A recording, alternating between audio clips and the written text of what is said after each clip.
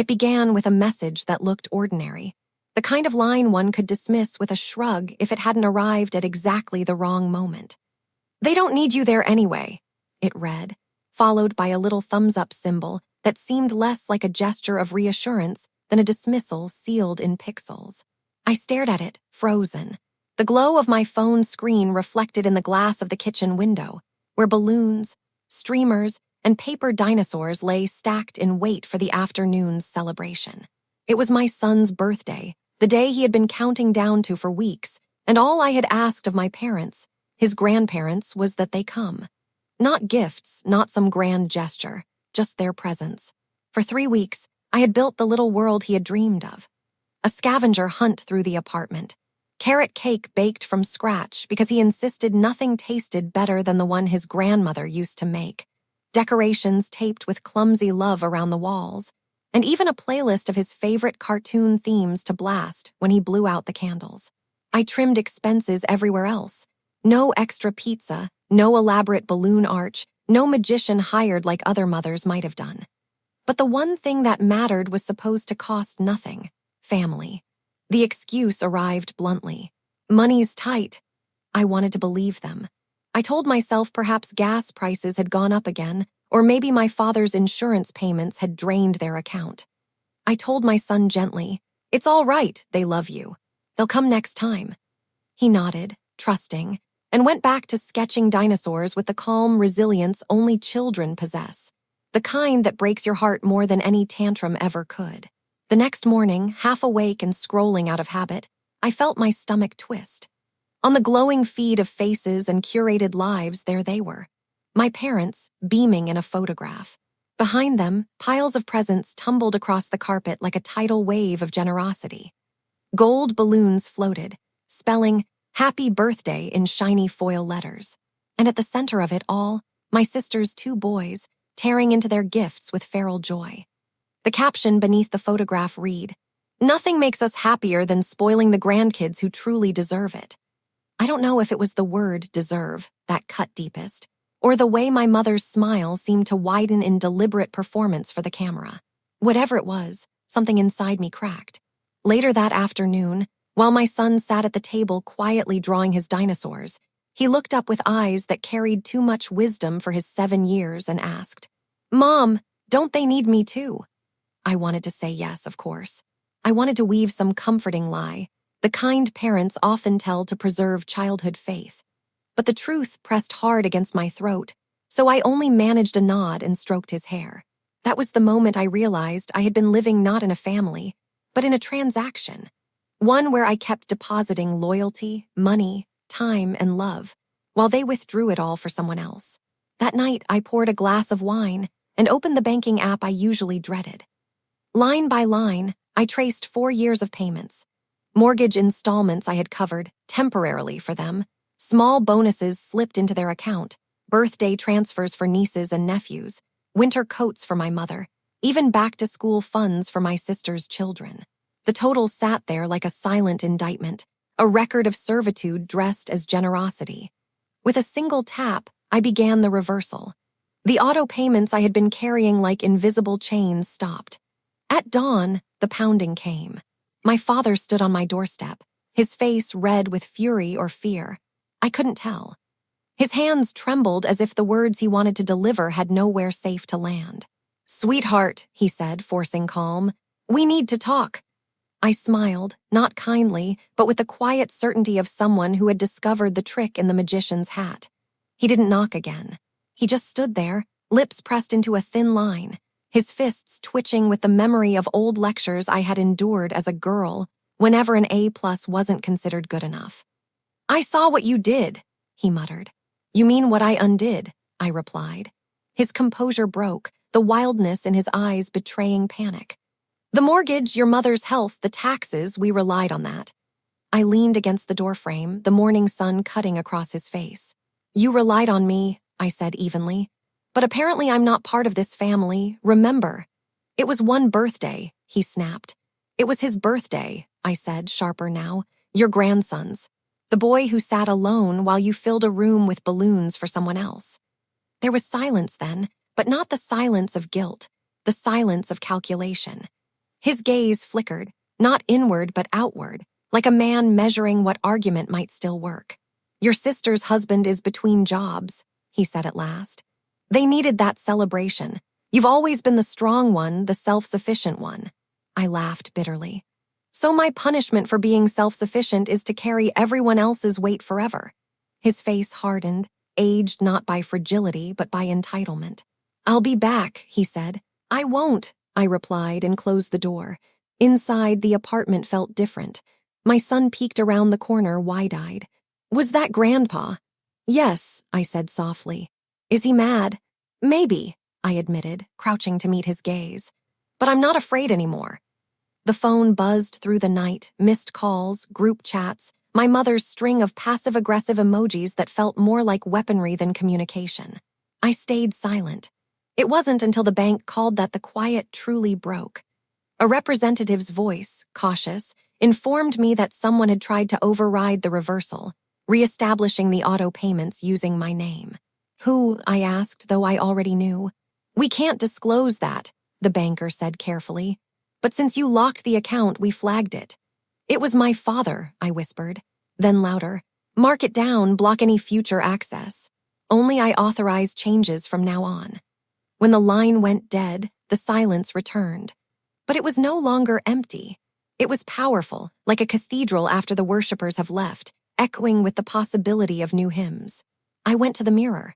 For years I had practiced gratitude there, arranging my face into the good daughter's reflection, the quiet backbone who carried everyone else.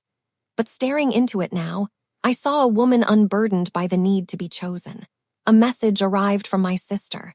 Can't believe you're ruining everything over one petty birthday. Ezra's tuition is due. What do you expect us to do? My fingers danced over the keyboard. Type, delete, until finally I wrote. Ask the people you actually celebrated. I pressed send. The storm gathered quickly. My mother's voicemail came next, dripping with melodrama, stress-induced chest pain, the threat of collapse. My uncle wrote a sermon-length email about family duty. A cousin chimed in with a voice note. You're hurting everyone. But not one of them said the words I'm sorry. Not one of them mentioned my son. That night, tucking him into bed, he asked in a whisper, will they come next year? I held his small hand. No, sweetheart, but maybe that's a good thing. Because from now on, we won't be begging to be loved. We'll be choosing who gets to stay. The following morning broke with a gray light that seemed to echo the heaviness pressing on the apartment. I heard the bell again, insistent but less furious this time. Through the curtain I saw him. My father, hair mussed, eyes hollow with sleeplessness, holding a white bakery box like an offering from some weary pilgrim. When I cracked the door open, he gestured toward it. Chocolate mousse, he murmured. His favorite, right? I didn't answer. He craned his neck, searching past me for the little boy who was busy at the table with colored pencils. My father's voice caught on his throat. We messed up, he said, as though the words were new and foreign on his tongue. Didn't realize you were serious. I raised a brow. Serious about what? Respect. Or the idea that I matter. He flinched like the words had struck flesh. He shuffled, then added quietly, I brought the car seat back too. You left it at the park. For a heartbeat, my chest tightened, not from forgiveness, but from the cruel familiarity of his noticing the smallest, most mundane things while ignoring the wounds he had caused. It was the kind of detail that could fool me into thinking he still cared. Then his phone buzzed. He glanced down, and in that flash, I saw the message on his screen. She's not folding. Say whatever you have to. My mother's words, not his. The ice in my blood hardened. Tell Mom thanks for the message, I whispered, and closed the door. Inside, my son sat drawing again, brow furrowed with the concentration of childhood. He didn't ask questions this time, and I didn't interrupt his peace with explanations he didn't need. Because what lay before me was no longer about birthdays, cakes, or even the word grandparents. It was about ensuring my son never grew up believing that love had to be purchased with obedience. Later, the bell rang again. Through the peephole, I saw my sister. Velvet coat, mascara smudged, a bottle of champagne dangling like a peace token. I opened the door a fraction. Her tone was sharp, weary. We get it, you're mad. Can you stop punishing everyone now? I leaned against the frame. Punishment? You mean stepping back from a family that only shows up when they need something? She sneered, eyes darting past me. Is that the same couch we helped you pick? I smiled thinly.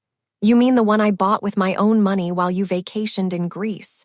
Her face faltered, then hardened. You think you're better than us, don't you? Because you're the self-made one. I let the silence hold. She filled it, her words tumbling out. Mom and Dad just tried to keep balance. You've always been the outsider. You isolate yourself, then act surprised when we don't show up. I stayed still, like a tree weathering a storm. Then I asked quietly, how's the mortgage going? Her posture shifted, uneasy. I pressed on. The $600 a month I covered for almost a year, not my responsibility anymore. And your promotion party next week, the venue's canceled. It was on my card. Her mouth fell open. You didn't. I did. The silence between us stretched until she turned away, stunned. I closed the door with a steadiness I had never known before. For the first time, the apartment felt like mine, not a waiting room for approval. The next day brought my father again, this time holding a grocery bag, not as a patriarch, but as a man who didn't know where else to go. Inside were a box of tea, a half-wilted bouquet, and a card that read, "Still family." I didn't invite him in. He shifted uneasily on the welcome mat, confessing haltingly, I didn't know what your sister said. She was wrong. Your mom, she's afraid the family will fall apart. So am I replied. That's why I'm building a new one with people who don't see me as a debit card with legs. He winced, then spoke the words that revealed the truth. Your sister's husband left. They can't cover the mortgage. I almost smiled, but not out of cruelty, out of the bleak clarity that this was the inevitable end of using love as collateral. So now you want my forgiveness, I asked, or my money? Both, he whispered. I folded my arms. You raised me to believe love was earned by what I gave. I gave time, I gave money, you called it strength. But it was just permission for you to take more. You never saw me cry, you never celebrated my triumphs. You only noticed when the check cleared. He had no reply. The silence between us was heavier than all his old lectures. I stepped back and closed the door gently, not with rage, but with finality. That evening, my phone lit up again, this time with messages from my sister. No emojis, no pretense. Can we talk, then? I didn't mean for it to go this far. Then finally, I'm outside. Through the blinds, I saw her on the curb, arms crossed, trying to look brave. I opened the door halfway. She launched into excuses. I didn't know Dad was going to pressure you like that. I told him not to, but the baby. You called my son forgettable, I cut in. Do you remember that? She blinked. You didn't come to my graduation, but you flew to Bali the next day. Paid with what? Her silence answered. You always knew I'd cover the mess, I continued. The bills, the tears, the broken promises. I was the safety net. Her voice cracked. I didn't mean to make you feel used. You didn't make me feel that way, I said quietly. You just used me. Tears streaked her cheeks. I don't want to lose you. You can't lose what was never yours to claim, I said, and gently closed the door again. Days later, an envelope arrived. Real paper, shaky handwriting I recognized immediately. My father's. Inside. We made mistakes, too many. I don't know if apology is enough, but if I don't say it now, I never will. Your mother and I failed you, and we failed him. I won't ask forgiveness, but I'm proud of the woman you've become. You deserved more. If you ever open the door again, I'll be waiting, not to take, but to listen. I read it twice, then folded it away in a drawer, not from anger, but because not every wound needs an audience for healing. In the quiet afternoon, I brewed tea. My son built Lego towers beside me, the golden light pouring across his hair. Mom, he asked, are we okay now? I looked at him, and for the first time in years, I could answer without hesitation. We're better than okay. We're finally home. No fireworks, no revenge more dramatic than silence. Just the freedom of choosing who belongs at your table and the strength of building peace brick by brick. My family had built a house of conditions. I built one of boundaries. They taught me silence, and I turned it into clarity. And when the knocks came again, I no longer needed to answer, not because of pride, but because the door they closed on me long ago had been replaced by one of my own making. One built for me, and for him, and for the future that no one could take away.